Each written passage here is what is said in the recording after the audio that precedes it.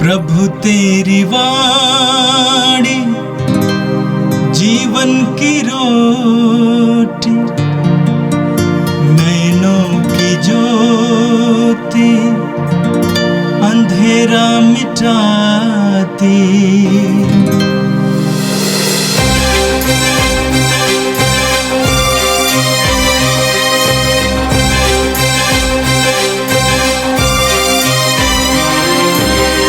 प्रभु तेरी वाणी जीवन की रोटी, नैनों की ज्योति अंधेरा मिटाती।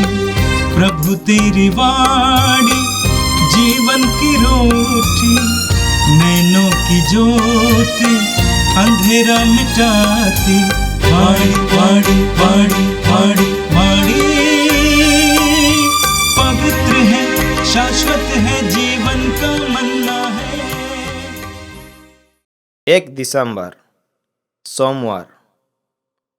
पहला पाठ नबी इसायास का ग्रंथ अध्याय 4 वचन संख्याएं 2 से 6 तक। उस दिन प्रभु का लगाया पौधा रमणीय तथा शोभायमान बन जाएगा और पृथ्वी की उपज बचे हुए इस्राएलियों का गौरव और वैभव होगी। यरूशलेम में रहने वाली सियोन की बची हुई प्रजा और वे लोग जिनके नाम जीवन ग्रंथ में लिखे हुए हैं, वे सब पवित्र कहलाएंगे। प्रभु न्याय तथा विनाश का झंझावात भेजकर सियोन की पुत्रियों का कलंक दूर करेगा और यरूशलेम में बहाया हुआ रक्त धो डालेगा। इसके बाद प्रभु समस्त सियोन पर्वत और इसके सब निवासियों पर दिन के समय बादल उत्पन्न करेगा और रात के समय दीप्यमान अग्नि प्रकाश। इस प्रकार समस्त पर्वत के ऊपर प्रभु की महिमा बितान की तरह फैली रहेगी। वह दिन में गर्मी से रक्षा के लिए छाया प्रदान करेगी और आंधी तथा वर्षा में आश्रय और शरण प्रदान करेगी। यह प्रभु की वाणी है। संत मत्ती के अनुसार पवित्र सुसमाचार अध्याय 8 वाक्य 5 से 11 तक।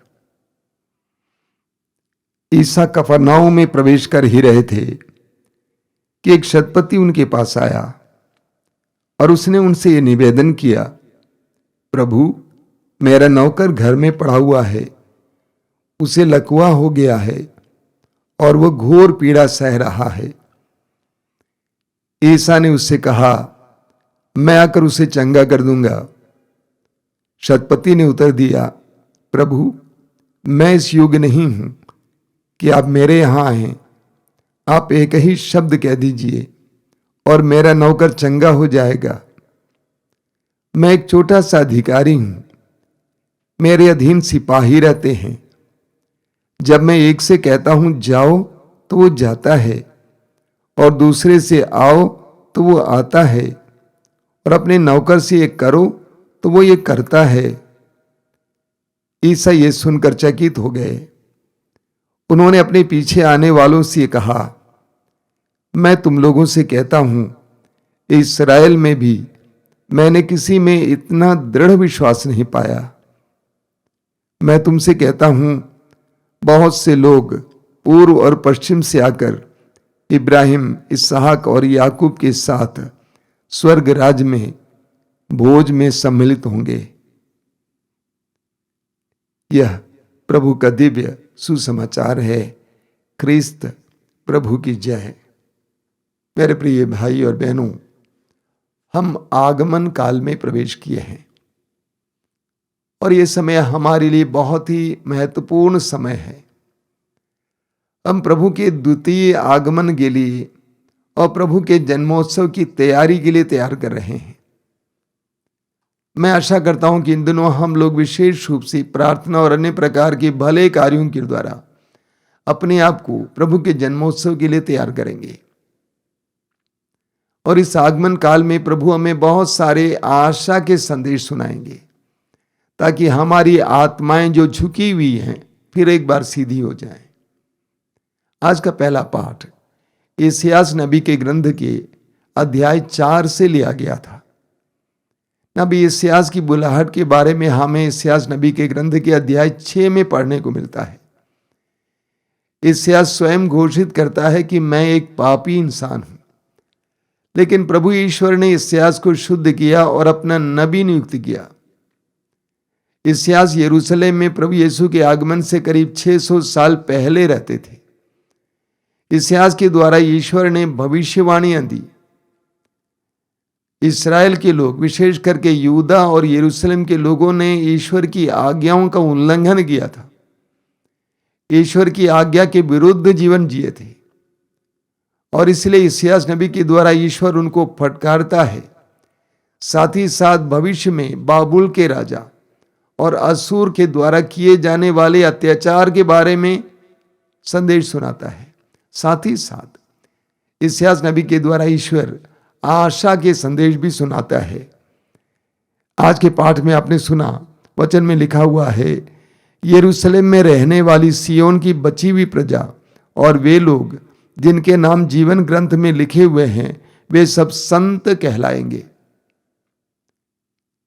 यरूशलेम की वही प्रजा जिन्होंने ईश्वर के विरुद्ध पाप किया था, अपराध किया था, ईश्वर की आज्ञाओं का उल्लंघन किया था, वचन में लिखा हुआ है कि वे संत कहलाएंगे। पापियों का जीवन परिवर्तित होता है। ईश्वर पवित्र है और पवित्र ईश्वर किसी भी मनुष्य को पवित्र कर सकता है। सुसमाचारों के पन्नों को पढ़िए। लूकास अध्याय 19 में हमें जक्केउस नामक उस व्यक्ति के बारे में पढ़ने को मिलता है जो समाज के सामने पापी ठहराया जाता था। प्रभु यीशु ने उसको मुक्ति प्रदान की। सामारी स्त्री को प्रभु ने उस जल से पिलाया जो संजीवन जल है। कितने ही लोगों के जीवन परिवर्तित होते हैं जब वे प्रभु के करीब आ जाते हैं। आगे प्रभु कहते हैं कि प्रभु न्याय तथा विनाश का झंझावात भेजकर सियोन की पुत्रियों का कलंक दूर करेगा और यरूशलेम में बहाया हुआ रक्त धो डालेगा। मैंने कहा प्रभु ईश्वर पवित्र है। मनुष्य के किसी भी पाप को ईश्वर शुद्ध करके मनुष्य को पवित्र बना सकता है। हमारा कोई भी पाप इतना बड़ा नहीं है कि ईश्वर उसको क्षमा नहीं कर सकता है। इस्यास नबी अध्याय 1 वाक्य 18 में प्रभु कहते हैं, तुम्हारे पाप सिंदूर की तरह लाल क्यों ना हो, वे हिम की तरह उज्जवल हो जाएंगे। एजेकिएल नबी के ग्रंथ के अध्याय 36 उसके वाक्य 25 में प्रभु कहते हैं, मैं तुम पर पवित्र जल छिड़कूंगा और तुम्हें सारे देव दूषणों से पवित्र कर दूंगा, शुद्ध कर दूंगा। प्रभु ईश्वर हमारे कलंक को मिटाता है। हमारे कलंक को मिटाकर हमारे अंतःकरण को शुद्ध करता है।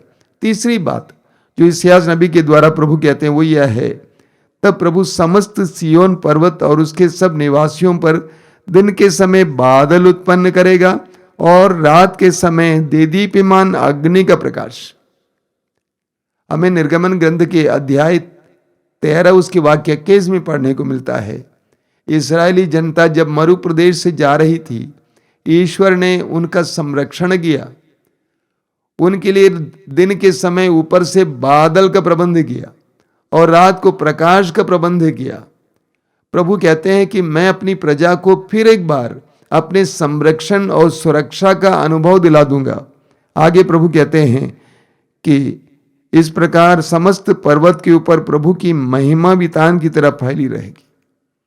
फिर एक बार समस्त पर्वत यानी प्रभु के पर्वत यानी सियोन पर्वत पर, यरूशलेम पर प्रभु की महिमा छाई रहेगी। मेरे प्रिय भाई और बहनों, कभी कभी हमारी त्रुटियां, हमारी कमियां, हमारे पाप हमारे अंदर इस कदर दोष भावना उत्पन्न करते हैं कि हमें लगता है कि सब समाप्त हो गया है। ऐसा नहीं है। ईश्वर का प्रेम इतना महान है, जैसा कि स्तोत्रकार स्तोत्र 103 वाक्य 11 में कहता है, आकाश पृथ्वी के ऊपर जितना ऊंचा उतना महान है ईश्वर का प्रेम।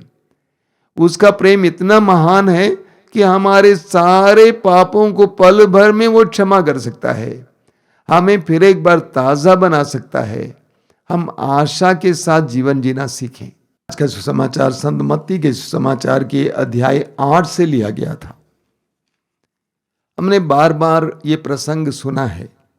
वचन में आपने सुना, ईसा कफरनाहूम में प्रवेश कर ही रहे थे कि एक शतपति उनके पास आया और उसने उनसे ये निवेदन किया, प्रभु मेरा नौकर घर में पड़ा हुआ है, उसे लकवा हो गया है और वो घोर पीड़ा सह रहा है। प्रभु यीशु के पास एक शतपति आता है। शतपति कौन होता है? जिसके अधीन 100 सिपाही होते हैं। काफी बड़ा पद है, अधिकारी है।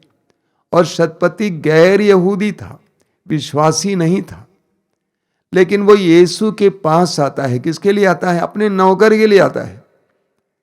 अपने बच्चों के लिए, पत्नी के लिए नहीं, अपने नौकर के लिए आता है।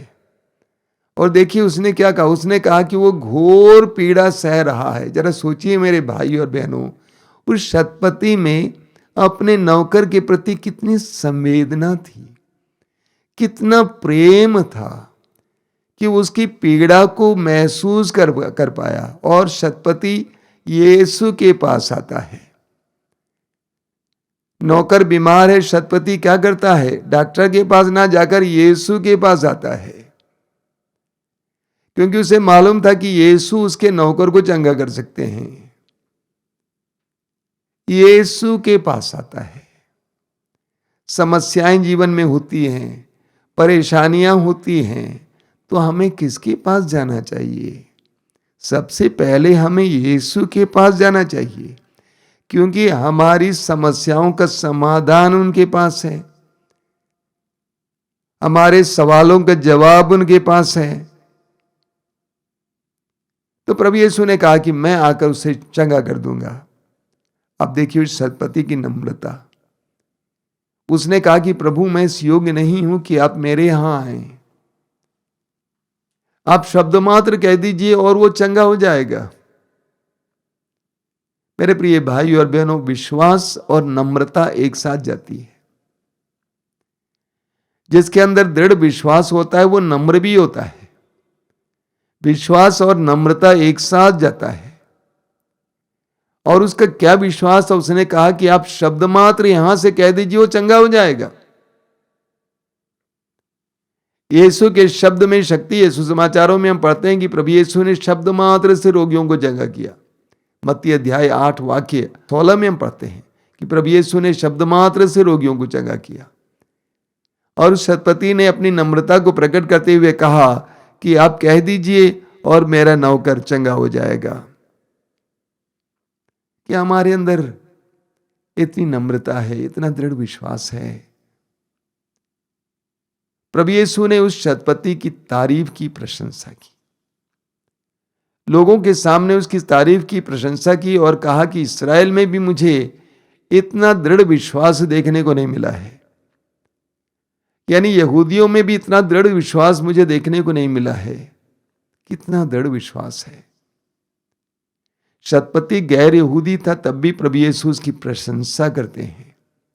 मेरे प्रिय भाई और बहनों, भलाई जहां कहीं भी हो भलाई है और बुराई जहां कहीं भी हो बुराई है। अक्सर हम लोग सोचते हैं कि मेरे परिवार में ही भलाई है, दूसरे लोग बुरे हैं, दूसरे मत के लोग बुरे हैं। भलाई जहां कहीं भी हो भलाई है, बुराई जहां कहीं भी हो बुराई है। अच्छाई की प्रशंसा होनी चाहिए, हमें भी खुला होना चाहिए प्रभु की तरह। अंत में प्रभु ने क्या कहा? एक बहुत महत्वपूर्ण बात प्रभु ने कहा। प्रभु ने कहा, मैं तुमसे कहता हूं बहुत से लोग पूर्व और पश्चिम से आकर इब्राहिम, इसहाक और याकूब के साथ स्वर्ग राज्य के भोज में सम्मिलित होंगे। प्रभु ने एक बहुत गहरी बात कही। प्रभु ने कहा कि चारों ओर से लोग आकर स्वर्ग राज्य में प्रवेश करेंगे और वहां के भोज में सम्मिलित होंगे। सुसमाचार में अन्यत्र प्रभु कहते हैं, जो बुलाए गए थे वे नहीं आए, जो बुलाए नहीं गए थे वे लोग आए। ऐसा आज देखने को मिलता है। बहुत सारे मसीही और विश्वासी प्रभु से काफी दूर होते हुए देखता हूं, और बहुत सारे नए नए विश्वासी प्रभु के पास दृढ़ विश्वास के साथ आकर बड़ी बड़ी कृपाएं पाते हुए देखता हूं। शतपति हमारे लिए एक महान उदाहरण है, विश्वास के लिए, प्रेम के लिए, नम्रता के लिए। आज हम प्रभु से प्रार्थना करें कि प्रभु मेरे विश्वास को दृढ़ बनाइए, मुझे नम्र बनाइए, मुझे भलाई पहचानने की कृपा दीजिए, दूसरों की तारीफ करने की कृपा दीजिए, प्रशंसा करने की कृपा दीजिए, मुझे उदार बनाइए। ये प्रभु यीशु इन वचनों को सुनने वाले मेरे भाई बहनों को आशीर्वाद दीजिए, अनुग्रह कीजिए। हमारी इस प्रार्थना को ग्रहण कर, आमीन। प्रभु तेरी वाणी जीवन की रोटी, नैनों की ज्योति अंधेरा मिटाती। वाणी वाणी वाणी वाणी